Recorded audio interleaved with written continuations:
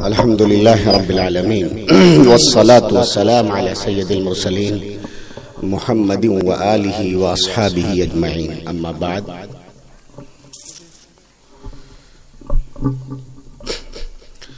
अल्लाह सुब्हानहु व तआला यक़ूल फ़ी किताबिहिल अज़ीज़ वल फ़ुरक़ानिल हमीद, अऊज़ु बिल्लाहि मिनश शैतानिर रजीम, बिस्मिल्लाहिर रहमानिर रहीम, यअलमु ख़ाइनतल अ'युन व मा तुख़फ़िस सुदूर, सदक़ल्लाहुल अज़ीम। स्टेज पर रौनक़ अफ़रोज़ उलमाए दीन, मेरे दीनी मिल्ली भाइयों, बुजुर्गों, मेरे बड़ों, बूढ़ों, मेरे नौजवानों, मेरे बच्चों, मेरी माँओं और बहनों, मेरी आपके बीच हाजिरी हुई है। मैं आपसे मिलने आया, आपको देखने आया और फिर उसी बहाने से कुछ हम कहेंगे भी, सुनेंगे भी। हो सकता है अल्लाह तबारक ताला कुछ ऐसी बात कहलवा दे, आपके दिल की जो सच्चाई है, दीन से जो आपकी मोहब्बत है, जो आपका लगाव है, उस लगाव की बरकत से हो सकता है अल्लाह तबारक ताला मेरी बातों में कुछ ऐसी तासीर पैदा कर दे कि मेरे दिल की दुनिया बदले, और फिर मेरे दिल की दुनिया जो बदले उसी के जरिए से आपके दिल की दुनिया भी बदले। और जाहिर है कि दिल जब बदलेगा तो सब कुछ बदलेगा। हमें हमेशा अल्लाह से ये दुआ करना चाहिए कि अल्लाह हमारे दिल को बदल दे, दिल को अल्लाह बदल दे। दिल जब बदलता है तो सब कुछ बदलता है, सब कुछ बदलता है।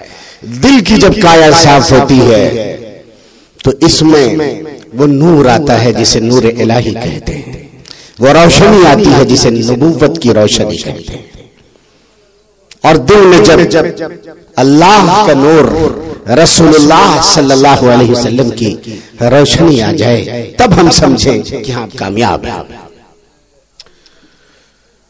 अजीजों, मेरे साथियों, मैं तो चूंकि आपके बीच हाजिर हुआ हूँ, मैं चाहता हूँ हजरत सदर जलसा मुफ्ती साहब की इजाज़त, मौलाना साद साहब और हमारे सबकी इजाज़त लेते हुए मैं एक नात की चंद अशार जो है, और आवाज़ में तो ऐसे तो मैं पढ़ता नहीं हूँ, मैं बच्चों से अपने शेर कहता हूँ पढ़ाते हुए कि मैं तरन्नुम को चाहूँ दिलो जान से, मेरी आवाज़ है कि फटा बांस है। तो उसे तो नहीं, एक दिन आता है, जानते हैं कौन सा दिन? एक दिन आता है, उसको लोग बोलते, हमारे यहाँ तो 12 वफात का बोलते, अब आपके यहाँ क्या बोलते हो तो मैं नहीं जानता, बट हमारे यहाँ उसको 12 वफात का दिन बोलते, यानी रबीउल अव्वल का दिन बोलते।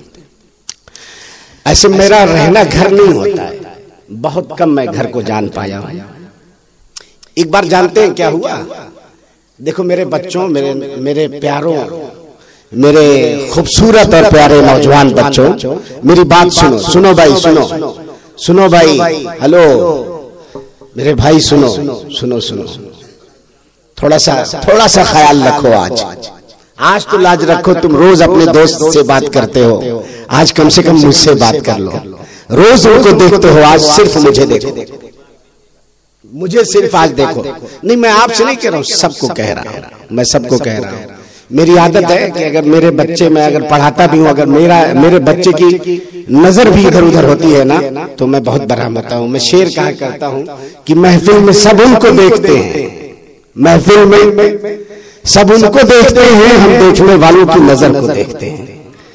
मैं ये कहता हूं, अगर दौरान दर्स मेरे कोई तालिब इल्म बाहर देख लिया, मेरी नजर पड़ गई, तो मैं कहता हूं भैया माजरत चाहूंगा, आप बाहर चले जाइए, जिसको आप देख रहे हैं आप उसी के पास रहें। मेरे पास रहेंगे तब आपको फायदा होगा, और दूसरी जगह रहेंगे तो क्या खाक फायदा होगा। तो इसलिए अभी आप जब बैठे हैं ना, तो हक अदा करो, मेरी मोहब्बत का हक अदा करो, मेरी नहीं, अल्लाह और उसके रसूल सल्लल्लाहु अलैहि वसल्लम की मोहब्बत का हक अदा करो। यहां मैं अपनी कहने के लिए या अपनी बताने के लिए नहीं बैठा हूं, 2000 किलोमीटर का सफर तय करके आपके बीच में आया हूं। अपनी कहने और अपनी सुनाने के लिए नहीं, अल्लाह और उसके रसूल सल्लल्लाहु अलैहि वसल्लम के सुनाने के लिए आया। समझ रहे हैं? ला तरफउ अस्वातकुम फौका सौतिन नबी, कुरान ने यह कहा है कि नबी की आवाज से ऊंची अपनी आवाज न करो। मैं ये कहा करता हूं कि अगर नबी के बारे में ये बात कही गई है तो नबी पाक सल्लल्लाहु अलैहि वसल्लम ने जिनको ये कह दिया इन्नमल उलमा वरसतुल अंबिया, कि ये उलमा जो है ये नबी के वारिस है, ये अंबिया के वारिस है, तो मैं ये कहता हूं कुरान डंके की चोट और ये कह रहा है कि उन उलमा की बातों से, उनकी आवाज से भी आवाज आपकी ऊंची नहीं होनी चाहिए। ये भी बेअदबी है, ये भी गुस्ताखी। इसलिए कि मैं नबी की बात कर रहा हूं, रसूलुल्लाह सल्लल्लाहु अलैहि वसल्लम की बात कर रहा हूं। अदब का तकाजा ये है, नबी की मोहब्बत का तकाजा ये है कि बिल्कुल संजीदा होकर के बैठे। मोहब्बत में इधर उधर नहीं देखा जाता, इधर उधर नहीं देखा जाता। आप अगर इधर उधर देख रहे तो आप फेल है, आप सच्चे मोहब्बत करने वाले नहीं है। अलगरज में बात कर रहा था तो वो दिन हमारे यहाँ उसको 12 रबीउल अव्वल बोलते हैं, तो मैं तो घर पे रहता नहीं। ये लॉकडाउन की बरकत थी। किसकी बरकत थी भाई? वो पगड़ी वाले मेरे दोस्त, वो पगड़ी वाले मेरे दोस्त किसकी बरकत थी? देखिए वो उनको नहीं मालूम, वो है यहाँ पर लेकिन है नहीं, है यहाँ पर लेकिन है नहीं। मैं कहता हूं ना कि हम सब का एक मदीना होता है। आंख बंद करते ही है शकील अक्सर हम पहुंच गए मदीने में, आ गए मदीने से। ये लॉकडाउन की बरकत थी। मैं घर पे गया तो देखा बड़ी भीड़ है। मैं कहा क्या है? तो पता चला आज 12 रबीउल अव्वल है, 12 वफात जिसको बोलते हैं। इतनी भीड़ की 3-4 किलोमीटर तक जाम लगा हुआ। मेरा दिल तड़प गया। और तड़पा क्यों? तड़पा इसलिए नहीं कि जो है कोई किसी पर जुल्म कर रहा था, सता रहा था, मार रहा था, काट रहा था, नहीं। इसलिए तड़पा वमा अरसलनाका इल्ला रहमतल लिल आलमीन। अल्लाह तबारक तआला ने हुजूर सरवरे कौनैन सल्लल्लाहु अलैहि वसल्लम को सारी दुनिया के लिए रहमत बना करके भेजा था, ज़हमत बनाकर नहीं भेजा था। आपकी तालीम यह है कि आपने सहाबा को रास्ते में बैठने से भी मना किया। क्यों मना किया था? इसलिए कि अगर रास्तों में आप बैठोगे तो आने जाने वाले लोगों को दिक्कत हो सकती है ना। हमारे जो बच्चे हैं ना, खुसूसन आज की नस्ल के बच्चे, इन्होंने तो अपनी फितरत और आदत बना ली है चौराहों पर बैठने की, किसी पुल और पुलिया पे बैठने की, गुजरगाहों में बैठने की। नहीं मेरे अजीजों, मेरे प्यारों, ये आदत अच्छी आदत नहीं है। ये आदत नबी की आदत नहीं है। नबी ने मना किया, और नबी जिसको मना कर दे, नबी का आशिक कभी उसको नहीं करेगा। तो आज ये तय कर लो मेरे बच्चों, मेरे प्यारों, ये तय करो कि हम रास्तों में, अरे भाई रास्तों में हम नहीं बैठेंगे। समझ रहे? हुजूर का मामला यह था कि आपने रास्ते में बैठने से भी मना किया। हुजूर की तालीम यह है कि रास्ते में अगर किसी दरख्त की कोई टहनी भी पड़ती थी और उससे आने जाने वालों को तकलीफ पहुंचने का अंदेशा होता तो हुजूर उसे भी कटवा देते थे कि आने जाने वालों को तकलीफ ना हो। बोलो कटवाते थे कि नहीं कटवाते थे? आप कटवा देते थे। हुजूर की तालीम यह है कि कांटा है या कोई ऐसी चीज है रास्ते में पड़ी है कि जिससे आने जाने वालों को तकलीफ हो सके, हुजूर उसे हटवा देते थे। बोलते थे ये सदका है, ये सदका है। ये हुजूर की तालीम है। जिस नबी की ये तालीम हो, उस नबी के चाहने वाले ऐसा काम क्यों करें कि इंसानियत के लिए ज़हमत बन जाए। आप क्या समझ रहे हैं? जो आपने भीड़ लगाया, जो आपने इस कदर जुलूस बाजी की है कि 3-3 किलोमीटर तक जाम लगा हुआ है गाड़ियों में, उसमें कोई मरीज भी हो सकता है, उसमें कोई परेशान हाल भी हो सकता है, उसमें ऐसा शख्स भी हो सकता है जिसकी माँ की तबीयत सख्त खराब है, वो वहां तक पहुंचना चाहता है, लेकिन तुम्हारे इसकी वजह से नहीं पहुंच सकता। कितनी तकलीफें होती थी, कितनी दिक्कतों का सामना करना पड़ता। तो आप आए थे दिक्कतों से बचाने के लिए। मैंने इस बार यह तय किया था कि अगर मैं इस बार इस मौके से रहूंगा तो इंशाअल्लाह मैं डॉक्टरों का कैंप लगवाऊंगा। मैं राशन और गल्ले की जो है पोटलियां बनवाऊंगा, गरीबों में, फकरा में, मसाकीन में बंटवाऊंगा। मुफ्त में आंखों की जांच है, बीमारियों का इलाज है, इसके कैंप लगवाऊंगा ताकि लोगों को यह पैगाम चले कि हुजूर आए थे जहमत बनने के लिए नहीं, हुजूर आए थे रहमत बनने के लिए। तो उसी मौके से मैंने एक नात कही थी, मैं चाहता हूं कि वो नात मैं कर लूं, सुना दूं आपको। देखिएगा शेर हजरत मुफ्ती साहब कि आमदे खैरुल वरा की ये तो बरकत देखिए, आमदे खैरुल वरा की ये तो बरकत देखिए, 4 सूतम तोड़ती दुनिया में जुल्मत देखिए। जुल्मत कहते हैं तारीकी को, ये बताना पड़ेगा। क्यों बताना पड़ेगा? इसलिए कि अभी मैं आपको बताऊंगा क्यों बताना पड़ेगा। 4 सूतम तोड़ती दुनिया में जुल्मत देखिए, 100 शहीदों के सवाबों का उसे हामिल कहें, यानी 100 शहीदों का सवाब उसको पाने वाला कहें आप। 100 शहीदों के सवाबों का उसे हामिल कहें, जब किसी को जिंदा करते उनकी सुन्नत देखिए। और हुस्न महबूबे खुदा का इसको सदका जानिए, जो भी गुलशन के गुलों में आप मैं ये जो शेर लिखा था ना, इस पर एक साहब ने एतराज किया था। मैंने बहुत तहकीक की तो पता चला कि ये इस तरह की कोई ऐसी बात नहीं है, लेकिन इजमाए उम्मत का जो फैसला है उस फैसले को सामने रख करके इसको बाकी रखा है कि फसले गुल ने कह दिया मुझसे मचल कर एक दिन, फसले गुल ने कह दिया मुझसे मचल कर एक दिन, जाइए तहबा में जाकर आप जन्नत देखिए। फसले गुल ने कह दिया मुझसे मचल कर एक दिन, जाइए तहबा में जाकर आप जन्नत देखिए। भेजिए खैरुल वरा महबूब ताबर पर दरूद, आप अपनी जिंदगी में जब भी फुर्सत देखिए। रोज़े महशर काश ये अल्लाह से लोगों, रोज़े महशर काश ये अल्लाह लोगों से कहे, मुस्तफा की करता था गुफरा मिदहद देखिए।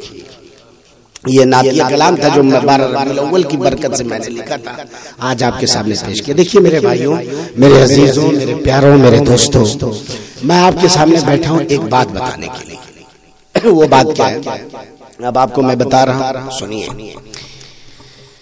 ये साइकोलॉजिकल स्टेप से जब आप पढ़ेंगे, यानी नफ्सियात का मुताला करना, इंसान को पढ़ना, उसकी जांच परख करना। जब इंसान की जांच परख की जाएगी, उसके बारे में जब पढ़ा जाएगा तो पता चलेगा कि इंसान की फितरत, उसके नेचर में अल्लाह ताला की तरफ से ये बात इंसान के अंदर पैदा की गई है कि इंसान हर वो काम जिसको गलत समझता है उसको छुप छुपा कर करना चाहता है, उसको खुल करके नहीं करेगा, लोगों की नजरों से बच करके छुप छुपा के करेगा कि कोई देखे ना, कोई देखे ना, कोई देखे ना, ऐसा करना चाहता है। ये सबकी आदत है, सब अल्लाह की तरफ से पैदा किया गया इंसान के अंदर, कोई भी हो, मोमिन हो, काफिर, कोई भी, सबके अंदर ये बात पाई जाएगी। और ये चीज अल्लाह ने इंसान के अंदर ये भी पैदा किया कि इंसान अगर अच्छा काम कर रहा होता है तो उसका दिल चाहता है कि मेरे अच्छे किए हुए कामों को लोग जाने, मैं अच्छा कर रहा हूं तो लोग जाने कि यार ये अच्छा कर रहा है। और उसके अच्छे कामों को जब लोग जानते हैं और उसका तस्करा करते हैं तो उसको बड़ा मजा आता है, यार मैंने ये काम किया तो मेरा ये जिक्र चला, उसको खुशी होती है कि उसकी अच्छाइयों की तारीफ की जाए। हमारी ये जो साइंसी दुनिया है, जो टेक्निकल दुनिया है ना, इसने जब इंसान को पढ़ा साइंसदानों ने, तब उनको समझ में आया कि कुछ क्राइम से, करप्ट समाज जो है उसको गलत चीजों से, बुरी चीजों से बचाने के लिए कुछ किया जाए। लिहाजा उन्होंने क्या किया कि वो ये किए कि जब इंसान को पढ़ लिया कि इंसान की फितरत में ये चीज दाखिल है कि अच्छे कामों पर वो खुश होता है, गलत कामों को छुप छुपा के करना चाहता है, तो उन्होंने गुनाह से, जराइम से, गलत चीजों से दुनिया को बचाने के लिए वीडियो कैमरे का इजाद किया। किसका? अरे वही कैमरा जिसको बोलते तीसरी आंख। मुस्कुराते रहिए, आप कैमरे की नजर में है, ऐसा लोग बोलते। तीसरी आंख आपको देख रही है।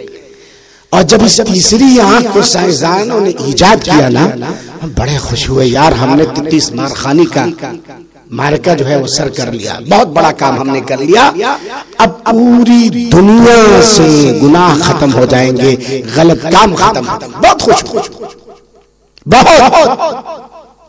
इसलिए आप देख लीजिए, ये इंसान की आदत है कि इनकी दुकान है और सिर्फ दुकान है, बेचारे सूफी साफी आदमी है, उनकी दुकान है। वो साहब आए तो देखा, हाँ उनका ध्यान उधर गया तो एक चीज को धीमे से लिया और जेब में रख लिया। नहीं डर है। इनकी दुकान पर गए तो देखा कि हाँ कैमरा लगा हुआ है, तो अब हाथ ले जाते हुए भी उनका हाथ कांपेगा कि अगर किया, जेब में रखा कि नहीं, तो बता देगा कि इसने चोरी किया है। तो बोलो गलत काम से इंसान बचा कि नहीं बचा? अरे बचा ना। आप देख लीजिए, मैं कल मुंबई में था तो सीएसटी गाड़ी पकड़ने के लिए, आपके आने के लिए जब आ रहा था तो मेरा भाई है वो मुझे छोड़ने के लिए आया, तो बोला कि इस पर बाकरचा ने गाड़ी चलाया ना तो 1000 फाइन आ गई, तेज चला दिया। तो मैंने कहा अच्छा, कहा इस पे कैमरे लगे हुए। मैंने कहा अच्छा बाहर वाला सिस्टम है क्या? तो अब दुनिया ने ये बताया है गलत चीजों से बचाने के लिए कैमरे लगा दिए। तो ये जो नौजवान है ना, जब ये गाड़ी चलाते ना, चाहे बाइक हो, ये नौजवानों से डर लगता है।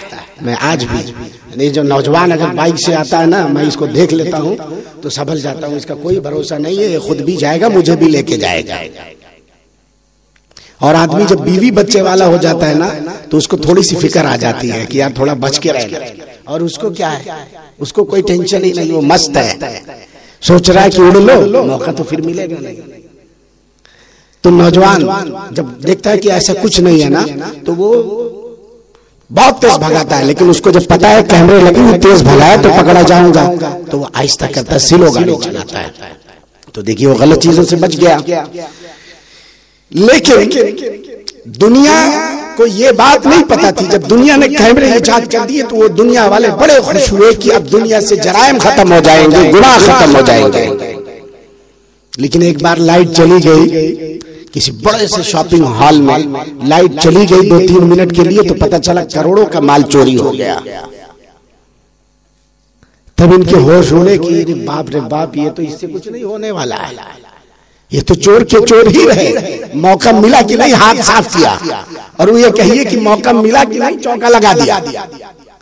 बात समझ रहे ना? तो ये, लेकिन मेरे अजीजों, मेरे प्यारों, मेरे दीनी भाइयों, मेरे अजीजों, जब आप 1450 साल 1500 साल पहले जब आप जाएंगे और किसको पढ़ेंगे, किसको पढ़ेंगे? हम सबके आइडियल, हम सबके क़ायद और रहबर, हमारे रहनुमा हुजूर पाक सल्लल्लाहु अलैहि वसल्लम की जिंदगी को जब हम पढ़ेंगे तो पता चला कि आज से 1450 साल पहले हुजूर पाक सल्लल्लाहु अलैहि वसल्लम ने सहाबा के दिलों के अंदर यही बात बैठाने की कोशिश की। आपने इसी की दावत दी थी, आपने दिल पर मेहनत की थी और ये कहा था कि मेरे लोगों, मेरे साथियों, मेरे दोस्तों, सुनो, तुम उस खुदा को मान रहे हो, उस खुदा को मान रहे हो जो हर जगह हाजिर है, जो हर जगह नाज़िर है, वो सब देख रहा है, वो सब सुन रहा है, सब उसकी कुदरत के अंदर है, उसकी कुदरत से कुछ भी बाहर नहीं है। तुम पहाड़ की चट्टान पर हो, वो पहाड़ भी काला है, वो पहाड़ काला है, रात काली है, उस पहाड़ की काली चट्टान पर काली रात में काली चींटी भी अगर चल रही हो तो मेरा रब देख रहा है कि यहाँ चींटी चल रही है। तुम ऐसे रब के मालिक हो। अल्लाह के रसूल